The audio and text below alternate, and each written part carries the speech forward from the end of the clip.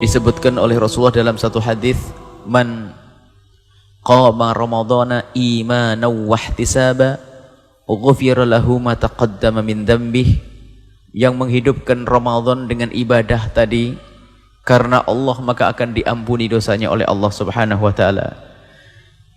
Kemudian di bulan Ramadan ada satu amalan wajib, yaitu puasa yang ya ayyuhalladzina amanu kutiba alaikumusyamu kama kutiba alal ladzina min qablikum la'allakum tattaqun.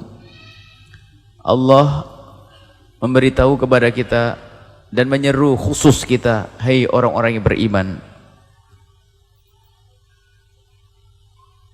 telah diwajibkan kepada kalian semua berpuasa seperti Allah telah wajibkan untuk umat terdahulu.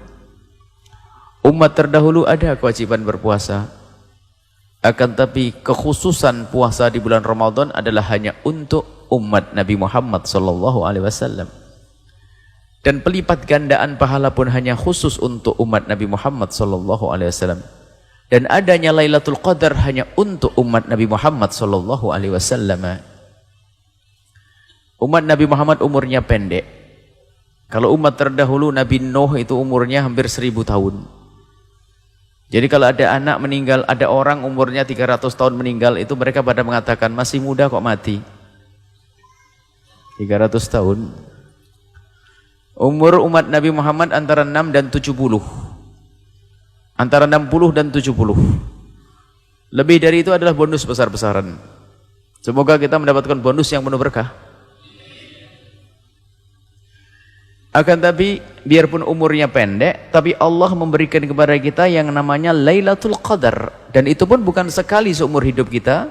Setiap tahun ada Lailatul Qadar, yang malam itu bagi siapapun yang bisa menghidupkan dengan ibadah, maka malam itu lebih bagus daripada malam 1000 bulan.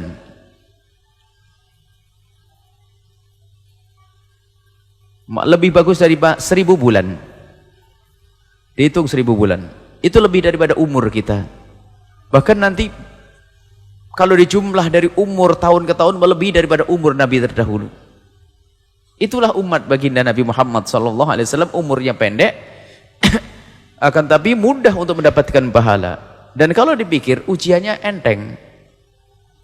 Sebab di dunia ini ujian, sebab Anda di ujian, ujiannya banyak, panjang atau pendek pengennya? Di kelasnya. Kalau dunia langsung ketahui paham. Nanti kalau pendek cepat mati gitu ya. Nggak, kalau kita masuk kelas ujiannya pengennya jangan lama-lama deh, dites, diinterogasi atau diuji, pengennya cepat. Karena ujian itu nggak enak. Deg-degan ditanya ini itu. Dan ujian di dunia itu ujian semua. Yang katanya enak pun ternyata juga bikin deg-degan juga. Nggak punya suami, pengen suami, susah. Giliran punya suami, kadang susah katanya. Nggak punya anak susah, punya anak sakit susah. Susah. Dunia susah. Nggak punya duit bingung. Pak punya duit bingung belanja apa? Bingung, saya manusia. Kalau sudah di surga sudah enak betul. Terlintas di hati sudah dikasih oleh Allah Subhanahu wa taala. Baik, ini dunia ujian. Dan untuk umat Nabi Muhammad ujiannya pendek. Tapi ujian yang pendek ini akan diberi oleh Allah imbalan yang besar di hadapan Allah Subhanahu wa taala. Dengan ujian yang pendek, tapi kualitasnya melebihi daripada umat terdahulu. Di antaranya kita diberi bulan Ramadan, bulan dilipat gandakan pahala, dan di bulan Ramadan ada lagi nanti Lailatul Qadar yang disembunyikan oleh Allah. Disembunyikan pun di tempat-tempat yang penuh dengan keberuntungan. Jadi ibaratnya begini, ada 30 kolam ikan. 30 kolam ikan. Ada 30 kolam ikan. Cuman ada salah satu kolam ikan ini, kolam ikan yang kepalanya emas. Nah, anggap saja ini, kalau saya buat contoh dunia dulu. Kepalanya emas. Cuman di setiap kolam ikan itu ikannya banyak, ada udang segala macam. Jadi kita pun nyiduk biarpun tidak kena ikan emasnya, ikan kepala emas, tapi dapat ikan yang lainnya. Kan itu. Artinya misalnya kita menghidupkan malam Ramadan yang pertama, biarpun malam itu belum Lailatul Qadar, tapi pahalanya tetap berlipat ganda. Ini umat Nabi Muhammad SAW. Malam yang kedua kalau belum ketemu Lailatul Qadar, ternyata kita menghidupkan malam itu, kita mendapat pahala yang berlipat ganda. Dan sengaja disembunyikan. Kalau urusan dunia kita senang. Yang penting 30 kolam itu milikku, terserah disembunyikan di mana, yang penting panen terus, kan gitu. Mestinya kita, yang penting aku akan panen setiap malam. Tidak tahu Lailatul Qadarnya di malam yang mana, saya nggak tahu. Kalau kita paham urusan duit, mestinya kita lebih paham urusan ini.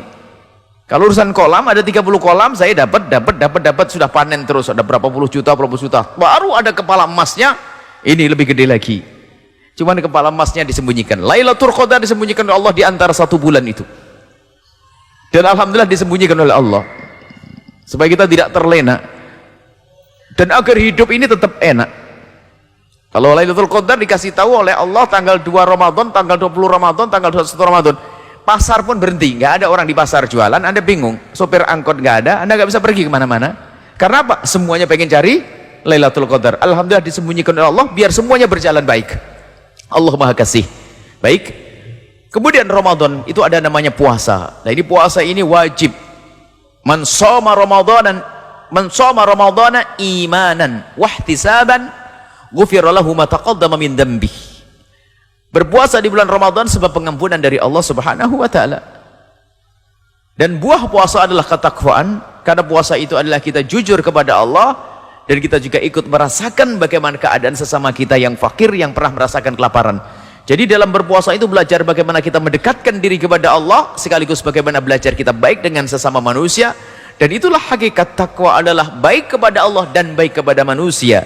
Yang baik kepada Allah tidak baik dengan manusia, bukan bertakwa. Mungkin seorang ahli sujud, mungkin seorang ahli puasa, sujud, sholat banyak, akan tapi jika ternyata tidak baik dengan manusia, enggak dianggap bertakwa. Atau sebaliknya, dia baik dengan manusia tapi tidak baik kepada Allah, bohong, dia tidak bertakwa karena dia tidak kenal Allah. Maka dengan berpuasa ini kita belajar. Maka janji Allah, kalau engkau berpuasa benar, la'allakum tattaqun, niscaya engkau akan menjadi orang yang bertakwa. Buah dari yang namanya berpuasa. Maka dari itu, agar kita bisa mendapatkan gelar ketakwaan, yang ketakwaan di tempatnya adalah surga. Wasari'u ila maghfirati min rabbikum wa jannatin arduha samawati wal ardu iddat lil muttaqin. Agar kita mendapatkan pengampunan sekaligus surga yang disiapkan untuk orang yang bertakwa. Yuk kita menjadi orang yang bertakwa dengan berpuasa agar kita mendapatkan gelar bertakwa. Maka ayo kita benahi puasa kita. Maka hari ini, malam ini kita akan belajar bagaimana kita berpuasa yang benar. Berpuasa harus karena Allah Subhanahu wa taala, karena Allah. Dan puasa ini ibadah yang panjang, pagi sampai sore, bukan sholat 4 rakaat selesai, tidak. Ini puasa. Puasa ini khusus, Allah akan berikan pahala khusus bagi orang yang berpuasa. Semuanya pahalanya dari Allah. Tapi Allah sudah berjanji untuk puasa itu, fa innahu li wa ana ajzi bih. Itu spesial itu. Maka aku akan beri pahala yang spesial juga. Artinya begitu, khusus itu berpuasa. Maka mari kita sempurnakan puasa kita. Kita harus punya ilmu berpuasa. Malam ini kita akan belajar singkat bagaimana kita berpuasa yang benar. Yang pertama adalah niat. Setelah kita mendengar berita bahwasanya malam Id besok adalah Ramadan, maka kita sudah mulai boleh niat mulai dari tadi maghrib. Jadi mulai kapan niat untuk esok hari itu boleh? Mulai waktu maghrib tiba itu boleh niat kita esok hari. Jangan nunggu waktu isya. Artinya tidak harus nunggu waktu isya, nunggu setelah tarawih, tidak. Jadi niat puasa itu mulainya adalah kapan kita mendengar kentong atau suara azan, berarti kita sudah masuk hari berikutnya, sudah boleh kita berpuasa niat untuk esok hari. Niat puasa esok hari. Cuman umumnya kita kalau niat kapan? Setelah tarawih. Ya boleh saja. Sampai kapan? Yang penting mulai terbitnya matahari, kita sudah mulai boleh niat untuk esok hari sampai terbitnya fajar. Kalau sudah fajar terbit, nggak boleh lagi niat. Nggak ada niat lagi kalau sudah masuk waktu subuh. Jadi waktu niat kita terbentang sepanjang malam itu. Dan kita wajib menginapkan malam, menginapkan niat. Kita tabyid, wajib kita niatnya di malam hari. Kalau kita lupa tidak niat di malam hari, puasa kita tidak sah. Maka harus niat di malam hari. Dan niat itu cukup dengan hati, dan niat itu mudah. Jangan dipersulit urusan niat. Niat itu boleh, nawaitu shawma ghadin an adai fardhi syahri ramadhana oleh hadhihi sanata fardhu lillahi ta'ala. Itu panjang, gak hafal saya, sudah dah. Nawaitu shoma, aku kalau dah hafal panjang itu, aku niat puasa Ramadan, selesai. Ya Allah, saya mau puasa besok, ya Allah Ramadan, selesai. Faham, Allah ngerti. Yang penting Anda bermaksud mau berpuasa esok hari. Nah ini. Niat digampangkan. Kadang-kadang nawaitu shoma hoten dipanjang-panjangin tambah ruwet. Kadang-kadang isim ghairu musorenya Ramadana, Ramadani, ini murid. Nah, ini Ramadan tetap sah kok.